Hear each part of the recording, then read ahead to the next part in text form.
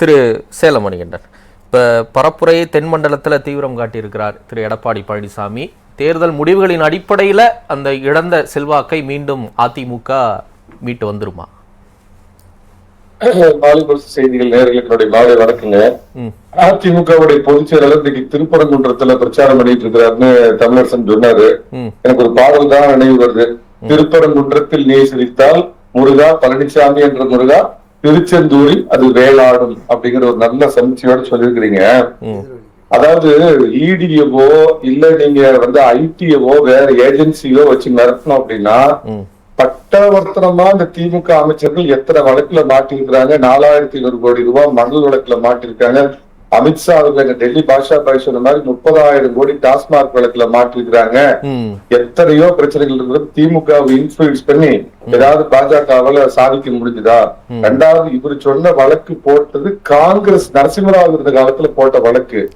அதுக்கும் அந்த வழக்குக்காக டிடிவி தினகரன் பயந்துகிட்டு அதுல ஒட்டிட்டு இருக்கிறாருங்கிறது பிரகாஷ் அவருடைய எழுத்துல எப்படி வளமான கற்பனை சேர்த்து எழுதுவாரோ அந்த மாதிரி இது பலமான கற்பனை அப்படின்னு நான் நினைக்கிறேங்க. சரிங்க, இயல்பான விஷயங்க. தென் மாவட்டங்கள்ல அதிமுக கடந்த முறையும் சில சொற்ப வாக்குகள் வித்தியாசத்துல தோத்து போச்சு, வெற்றி வாய்ப்பை இழந்தது அப்படிங்கிறது உண்மையான விஷயம். அது இதே இல்ல.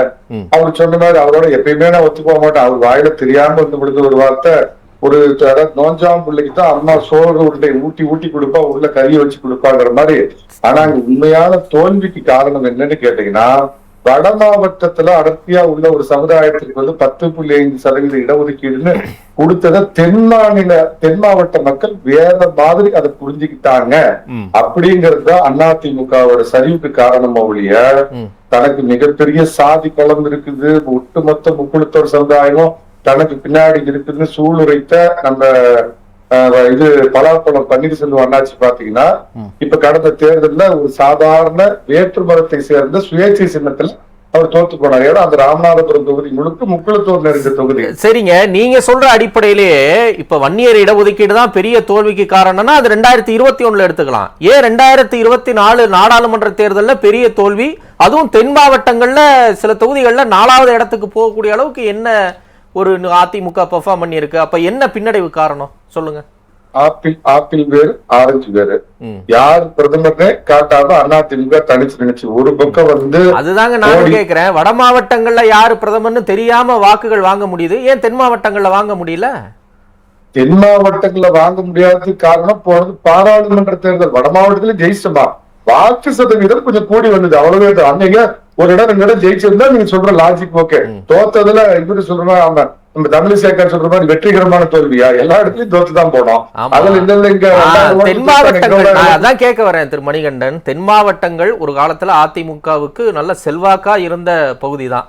அது 2021 தோக்குதுன்னா நீங்க சொல்ற காரணத்தை கூட நம்ம ஓரளவு அக்செப்ட் பண்ணிக்கலாம். ஓகே, அது அந்த காலத்துல இருந்ததுன்னு. ஏன் 2024 ஒரு பெரிய தோல்வியை, குறிப்பா தென் மாவட்டங்கள்ல ஒரு சரிவை சந்திக்கணும்? என்ன காரணம் சொல்ற பாஸ்?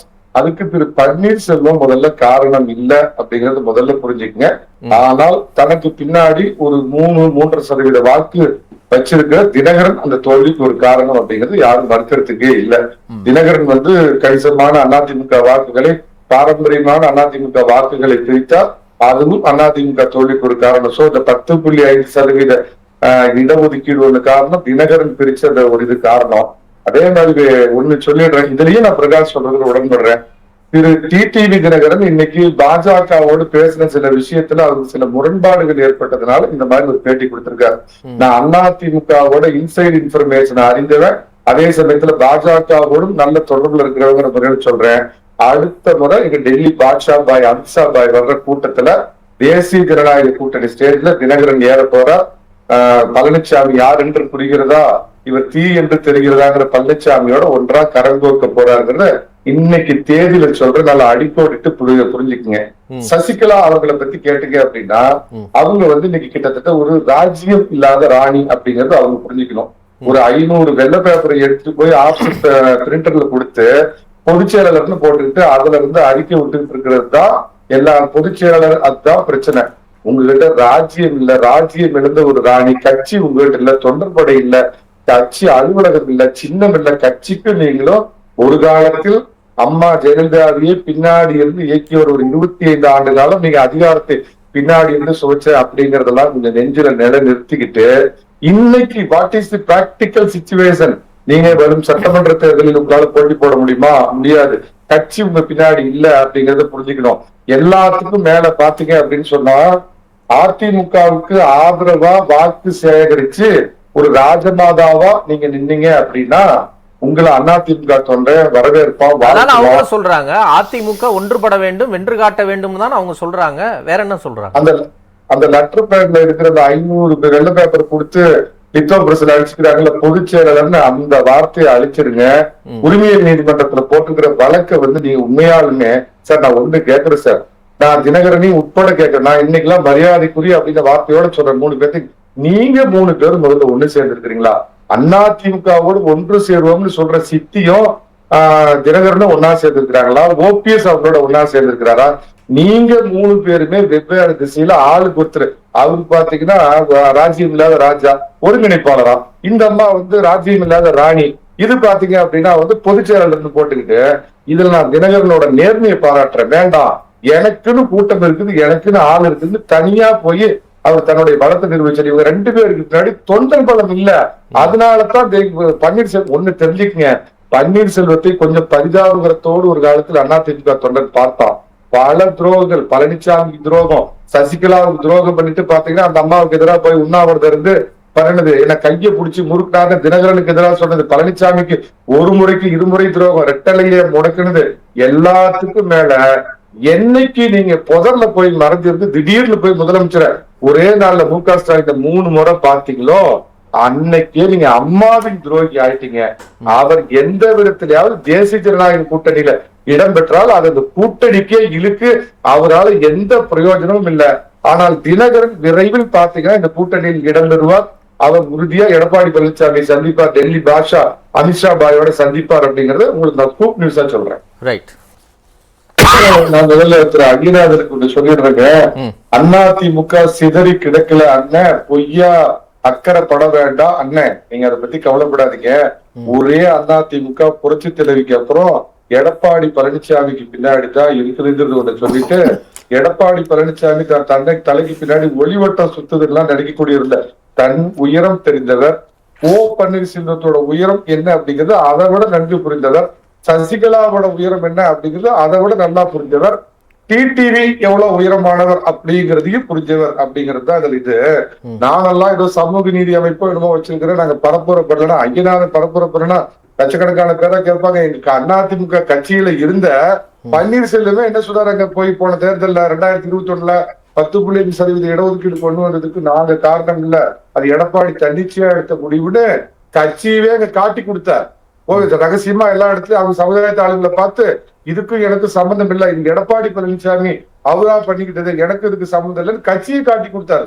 1 அண்ணே, பன்னீர்செல்வம் செய்த துரோகத்தை பட்டியலிட்டா ஒரு நாள் நீளுமண்ண. அதை விட்டுருங்க.